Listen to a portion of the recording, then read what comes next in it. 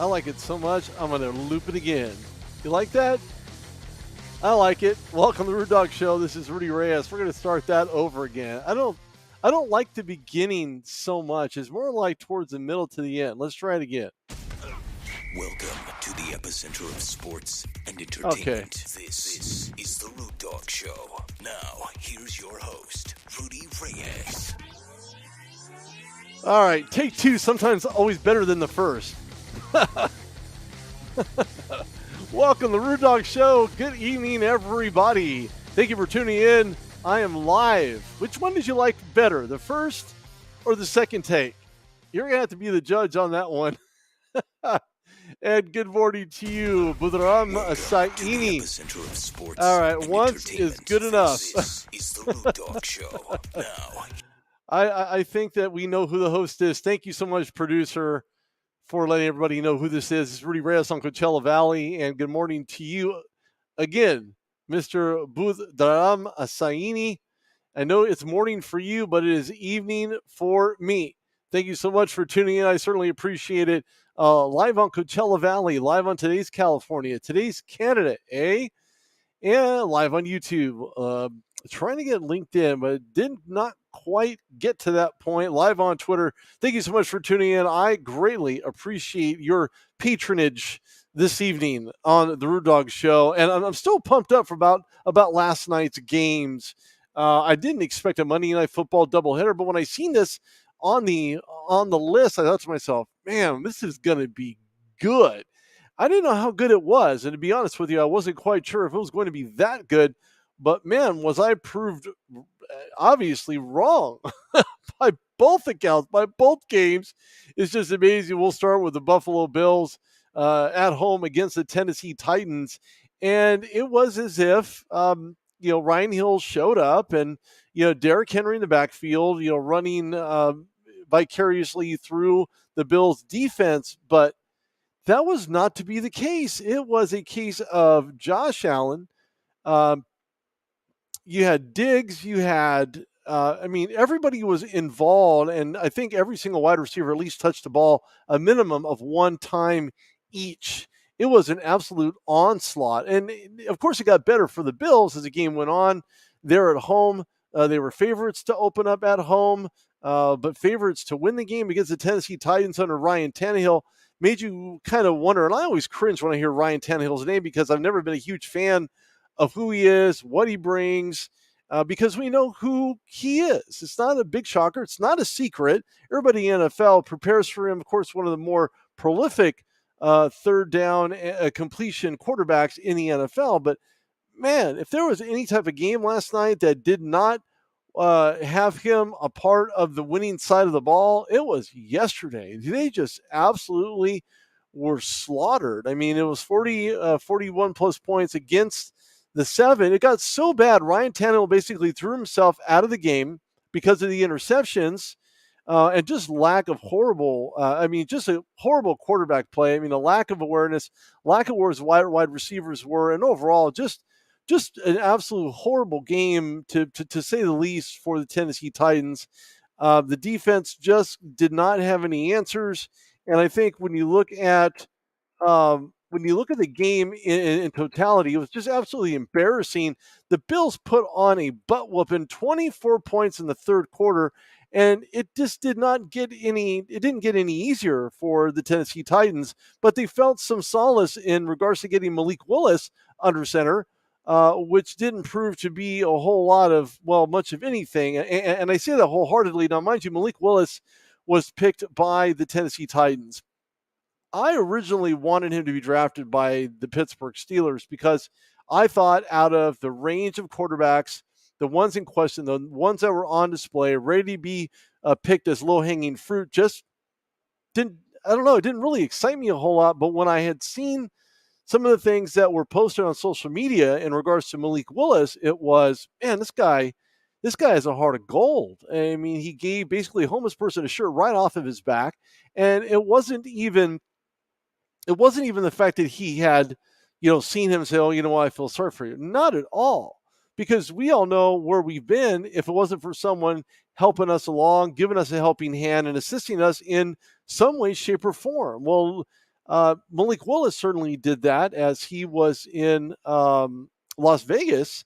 Sorry, maybe I misquoted that. I don't believe Malik Willis was in Las Vegas, but just where he was giving a homeless person. Of course, we know homelessness is everywhere. It's not as if it's only in Las Vegas, even though it is rampant there as well. It's rampant everywhere. But the fact that he would take something of his own personal belongings to someone else who needed it more than he did certainly spoke volumes about his character, his style of play, who he is as an individual. Unfortunately, he was entered into a situation where there was really no way to win this game.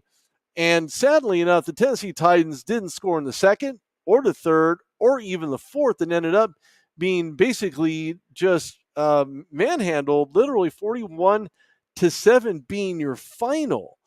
And the the sad part about this is, and again, I'm not trying to slam anybody or pointing fingers at anyone because we know we have one, pointing out and one pointing back at you. Well, maybe that's the case. Maybe it isn't. But Ryan Tannehill is a guy that should certainly, along with the offensive game plan, as well as Mike Vrabel being on the hot seat right now because the Tennessee Titans have opened up in an 0-2 fashion. Not very good on the road, not good at home. At least we've seen 1-1. And I don't believe, at least to my understanding, that they really have an answer for it. You've seen Derrick Henry run for very minimal amount of yards. It wasn't anything breakout for him that we had looked at. But you know what? Ken Dorsey just came in, filled the role for Brian Daboll, who just has taken over a New York Giants team that was in complete and utter disarray for the last, 7 years or so, and are now 2-0 as well as the Buffalo Bills in the NFC. And when I look at Ken Dorsey, I mean, he is just mixing and matching and a pinch of this and a skosh of that. He is playing like a man with his hair on fire. And of course, I don't have any, so it really wouldn't work out for me all that well. But if I did, I'd be that guy. I would be that guy with my hair on fire. I'm telling you right now, Buffalo looks like one of the best teams in the NFL, bar none. I don't know that there's anyone else relatively close.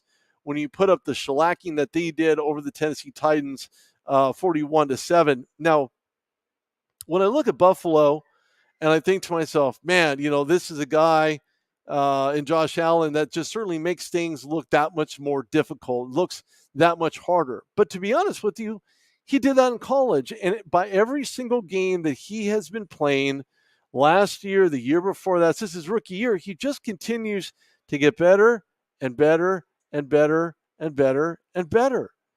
And I look at who this team is, and I think to myself, man, they have all the weapons possible. They're certainly within the conversation of being the team that we all want to have in our back pocket. It could be our favorite team, but to be honest with you, I don't know that there's a team right now that as close as we want them to be. I think the Buffalo Bills are certainly on their way to being that team. And I hate technical difficulty, especially right in the middle of trying to make a point here. But when I look at the Bills, I mean, you just think to yourself, how do they get better? How do they look better? How do they become better? Now the AFC East is starting to shape up to be one of the most competitive AFC East four team set in recent memory, outside of New England, who's on. If the playoffs started today, they'd be out. But we know there's tons of football left to be played, and we know Patriots are 1-1. They beat Pittsburgh at home. They are now 1-1. Steelers are 1-1. But this AFC East is no joke. This is absolutely no joke whatsoever. When you look at McDaniels, when you look at what they're doing with Tua Tagovailoa, when you look at every aspect of the game, it has McDaniels' paw print written all over it. Maybe not the guy that I thought he was, but certainly the guy that the fans needed to have as a head coach in the National Football League for their team, and that's Miami Dolphins. Stephon Diggs, Josh Allen, 12 times. They're in full effect right now this year. 148 yards, 3 touchdowns, And no matter who they seem to put in the pocket or who they seem to put on the outside, Josh Allen just made them pay. I mean, paid dearly, dividends with every single catch. And he is just getting better. He is and has been one of the most elite quarterback in some time who's on the rise in such a way that he's not too far away from where I'm at in Fresno, California. His family's from Firebaugh.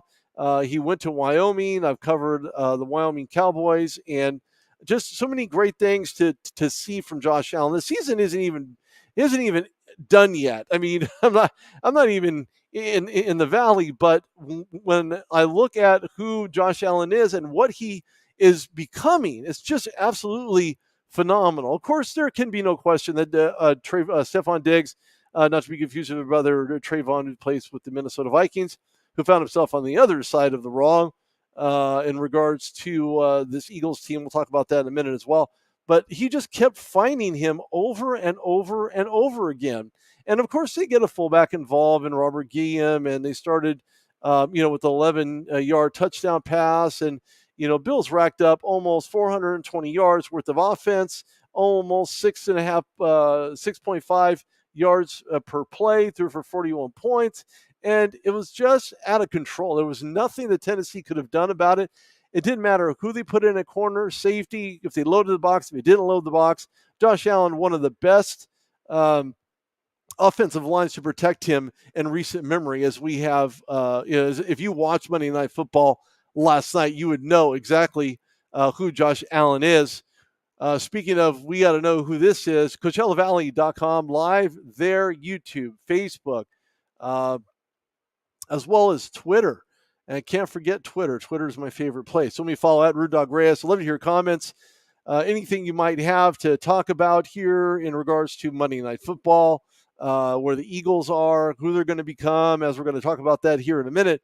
But I think that Ken Dorsey set himself up for just an absolute fantastic finish by the end of the year. It would not surprise me, and I'm not going to go on a limb to say that the Giants will end up in the Super Bowl, because, again, this is only week 2.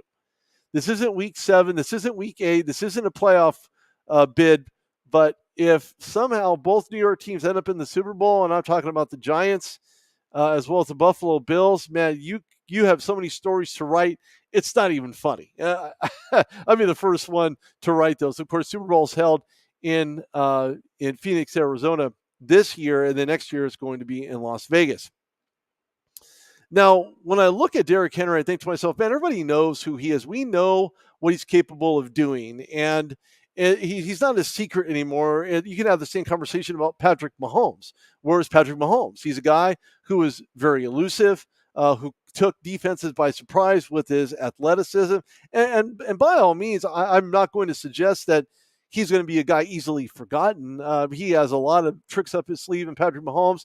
And I don't think his job is done. And of course, it's a very early goings on here in the NFL, headed into into a new season in week 3 in the National Football League. But you know what? If there are other teams that can follow, and this is a copycat league, as anybody knows who's been in the NFL, who has covered the NFL like I have for 8 years plus, they know it's a copycat league. This is not a big secret. This is something that is going to, wow you. The design plays offensively, defensively, certainly something that everybody has to look out for when you're facing off. And of course, scouting reports need to come through as well in order to know how to stop certain players.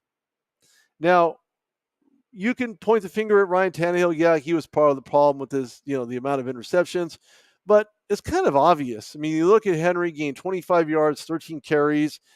He scored a touchdown, but that was a yard out from the end zone. So it's not as if he had ran all the way down the field, right through defenses, and trailing his way like an Old Spice commercial. Didn't happen. It just did not happen that way. Tannehill just struggled like we know he has. He will continue to struggle. That's just, I believe, who Ryan Tannehill ultimately is. He's a poor man's Kirk Cousins. And now we're going to kind of switch gears here momentarily, only because they took Ryan Tannehill out to start Malik Willis in his place, who didn't fare any better because of the deficit that he was facing under center for the Tennessee Titans. Now, it should be noted that when you're a rookie and you're taking over an NFL game where it's clearly out of control, you don't really have a chance because predominantly you don't play with the ones. You play with the twos and the threes in relation to the lineups, right? You have your first string offense, second string offense, third string offense, and so on. And he just did not have that kind of time to work out with the ones to make him become that much better and more of a passer. Now, I said before the season started, I don't see Ryan Tannehill finishing up his reign until at least week 6. That could change. That could definitely change. I see Malik Willis maybe getting some workout with the ones, but that's something that the Tennessee Titans are really going to have to consider, have a conversation about, and really think hard about their next move in regards to how they get out of this hole. Now, the Bills are out to prove people wrong. 4 postseason appearances in the Super Bowl, winning none of them. I know people like Jim Kelly are looking at this game and thinking to themselves, "Man, do we have something? We got something here," and that's who the Buffalo Bills are. I just think that right now the Bills are playing like guys, as I said earlier, with hair that's on fire, and they're going to continue doing that very same thing. As long as Ken Dorsey's leading the charge and they're able to move that ball up and down the field at will when they need to, when they want to, when they must. And of course, the object of the game is to what? Win. And I think the Buffalo Bills will end up part of that conversation when the playoffs occur and they'll be knee deep. And just so that way you guys know, that he's tied for most 10-plus air yards by any quarterback in next gen stats, if that's of any concern to you or not. But certainly it should be noted as well, Buffalo Bills did not punt this season until the 16th drive in 2 weeks. Not too shabby. On the other side of the ball, of course, in a different stadium far, far away, we look at the Philadelphia Eagles, and I think to myself, man, could Jalen Hurts have a monstrous game? Could he actually break out of the mold of what people consider him to be not as good of a quarterback? And I don't know that he is not that good of a quarterback. Matter of fact, I think he's on the rise, and I think he arrived last night, to be honest with you, with 2 rushing touchdowns. I believe everybody had a lot of questions in regards to what they were going to look like, albeit in postseason, regular season. But man, he just ripped that ball all over the field. It wasn't even a question who was going to win that game. 17 for 20, 250 plus yards, and scoring touchdown and first 2 rushing touchdowns. So, I mean, we haven't seen likes of this since Michael Vick, to be honest with you, if you were even an Eagles fan. But I think Minnesota can certainly learn from how the offense was called and able to right the ship that's wrong with the Cousins at the helm. And that's another story for another time. We'll talk about that here in a minute. But when you look at 7 attempts, 2 touchdowns, I mean, yeah, fine. The game was in hand because of a very opportunistic defense with Darius Slay having nearly 3 interceptions, where you didn't think that he had it in him. He spent all his time in Detroit, comes over to Philadelphia, making his presence known, and known big time to the Philadelphia media as well as to the fans. And just a side note, look, I understand you Eagles fans want to discuss and boo unnecessary plays that, put your team in a negative 5 yards, 6 yards. Penalties were plentiful for the Eagles, so I understand some of those boos. But at the same time, you guys were in control of that game. Your team was in control of the game the entire time. So it wasn't a big mystery in regards to what direction they were going, and that's going forward. And I just think everybody had a field day for the Eagles offense, field day for the Eagles defense. I think the defense wins a defense of the week in regards to a collective win. Kirk Cousins, he's 210 in his career. But you know what? All weight on his shoulders because he earned this loss. Just like quarterbacks and teams earn wins, he earned this loss, and solely on him. He's a horrible passer. I don't even suggest you start Kirk Cousins in your fantasy. If you have, I would sit him, bench him the entire season, or just get rid of him altogether. Speaking of getting rid of him, I don't believe Minnesota will be able to do that this season under some contractual obligations they have for Kirk Cousins. He's 27 to 46 for 221 yards and 1 touchdown. That's it. That's all he had to look forward to. I think that's all that fans look forward to. When you look at week 1 against what he did against the Packers, it was an offensive onslaught. I mean, they just looked just too good to be true. And for all intents and purposes, they are. They're too good to be true. There's no reason whatsoever that you start Kirk Cousins. I don't think they have any backup quality guys in the system there in Minnesota. But, I mean, you have Justin Jefferson, who's frustrated by the Eagles' defense, as well as you should be. They were all over him like a cheap suit all night long. There was absolutely nothing going on. But, again, this is more about big play Slay, who was able to really get it done against Minnesota, just getting in the way, in the end zone, in the open field, wherever you wanted to be, he was there. And when I look at Cousins, man, this is a long season. It's going to be long for him. It's going to be longer for fans if he continues playing the way that he has. I just think that they're going to really try to right this ship. I don't know that Minnesota has the capabilities of righting this ship, but to be honest with you, I look at the Minnesota Vikings, I think to myself, man, this is ugly. I mean, this is an ugly win. Nobody was targeted when they needed to be. Cousins was off target when he shouldn't have been. And clearly, Jalen Hurts owned the night. Third player, 300-plus passing yards, 50-plus rushing yards, and a rushing touchdown on Monday Night Football since aforementioned Michael Vick and Cam Newton in 2012. And then last but not least, I wanted to touch on this for half a minute. And the Bobby Hart of the Bills suspended unsportsmanlike type of violation against the Tennessee Titans when it comes to the heading of the tunnel, because they share a tunnel there in Tennessee. He just basically tried to swing a punch, really, which is just absolutely uncalled for. Suspended 1 game. I don't foresee him even trying to recoup any type of game check for that. I think he'll be suspended for 1 game. And I really don't know that his appeal is going to be taken seriously by Derek Brooks or James Thrash. And then some injury notes. Bucks defensive tackle Akeem Hicks with a plantar fascia expected to be sidelined at least a month. And the other side of the ball, Josh Wells, expected to be either long-term or maybe even perhaps season-ending. And Titans Taylor Lewan also out for a year with a knee injury per source. We'll see what that looks like. Well, you know what? We're going to find out exactly who this team is made of, who the Bills are going to be made of, and whether or not they're going to be that team that just keeps on winning. And if the Vikings can keep from losing. And who the Eagles are. Are they really who they say they're going to be? Are their actions on the field going to portray exactly where they might line up in the NFC East? That remains to be seen. The Titans are in a world of hurt right now. And if I was Mike Vrabel, I'd start Malik Willis over Ryan Tannehill. And with that, this is Rudy Reyes on the Rude Dog Show. Was on live, Coachella Valley. This will be on the RudeDogShow.com. Throw me a follow at Rude Dog Reyes on Twitter. I keep it real at 100 and 100% of the time. Subscribe to my channel on YouTube. I love it. I really appreciate that as well. And you can find me also on Facebook and LinkedIn. Thank you so much. I appreciate it. Everybody have a wonderful evening, and I'll see you guys tomorrow.